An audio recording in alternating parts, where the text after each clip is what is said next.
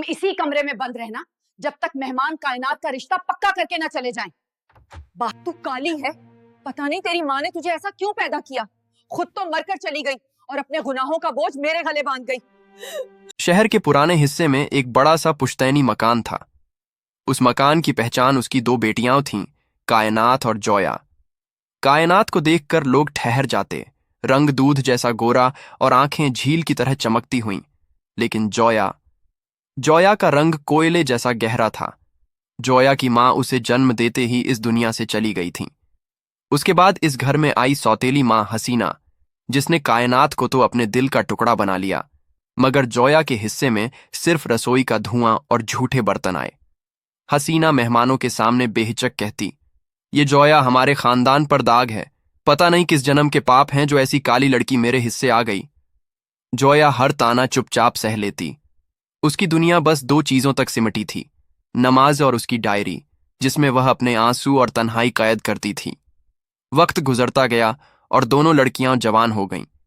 मोहल्ले में चर्चा थी कि शहर के सबसे अमीर घराने के इकलौते वारिस आर्यन के लिए लड़की देखी जा रही है। आर्यन सिर्फ अमीर ही नहीं बल्कि पढ़ा लिखा और नेक दिल भी था। हसीना ने ठान लिया कि यह रिश्ता किसी भी हाल में कायनात के लिए आए। एक दिन अचानक आर्यन अपने वालिद मिर्जा साहब के साथ उसी घर पहुंच गए। हसीना घबरा गई। उसने फौरन जोया को स्टोर रूम में बंद कर दिया और सख्त लहजे में कहा, जब तक मेहमान न जाएं, बाहर मत निकलना। अपनी मनहूस सूरत दिखा दी तो मेरी कायनात का घर बसने से पहले ही उजड़ जाएगा। बैठक में कायनात सजी धजी बैठी थी। बातों बातों में मिर्जा साहब ने कहा, हमें ऐसी बहू चाहिए जो सिर्फ खूबसूरत न हो बल्कि इंसानियत से भरी हो। तभी अचानक मिर्जा साहब के सीने में तेज दर्द उठा और वे सोफे से फिसलकर नीचे गिरने लगे। घर में अफरा तफरी मच गई। हसीना और कायनात चीखने लगीं। कायनात डर के मारे पीछे हट गई। उसे अपनी तबीयत और अपने महंगे कपड़ों की ज्यादा फिक्र थी। उसी पल स्टोर रूम का दरवाजा खुला। जोया सब कुछ सुन चुकी थी। उसने अपनी सौतेली माँ की डांट, डर और बेइज्जती की परवाह नहीं की। वह दौड़कर आई, मिर्जा साहब के कपड़े ढीले किए, उन्हें CPR देना शुरू किया और अपनी थोड़ी सी प्राथमिक चिकित्सा की जानकारी का इस्तेमाल किया। उसने मिर्जा साहब का सिर अपनी गोद में रखा और लगातार कोशिश करती रही कि उन्हें होश आ जाए, जब तक एम्बुलेंस नहीं पहुंच गई। अल्लाह के करम से मिर्जा साहब की जान बच गई। कुछ दिनों बाद वे अस्पताल से ठीक होकर घर लौट आए। एक हफ्ते बाद वे फिर उसी घर पहुंचे। हसीना के चेहरे पर खुशी साफ झलक रही थी। उसे यकीन था कि अब तो रिश्ता पक्का है। लेकिन मिर्जा साहब ने गंभीर आवाज में कहा, हसीना जी, उस दिन जो कुछ हुआ उसने मेरी आंखें खोल दी। मुझे वही लड़की चाहिए जिसने उस दिन मेरी जान बचाई थी। हसीना तुरंत बोली, जी, मेरी कायनात तो है ही ऐसी।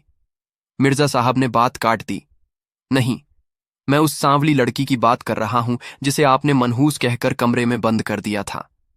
आर्यन ने सब देखा है, कौन पीछे हटी और कौन फरिश्ता बनकर आगे आई। आर्यन आगे बढ़ा और जोया के सामने खड़ा हो गया। उसने नरमी से कहा, जोया, आपकी डायरी उस दिन स्टोर रूम के पास गिर गई थी। मैंने उसे पढ़ा। आपके अल्फाजों में जो खूबसूरती है वो किसी चेहरे की मोहताज नहीं होती। क्या आप मेरे घर की रौनक बनेंगी? जोया की आंखों से खामोश खुशी के आंसू बहने लगे।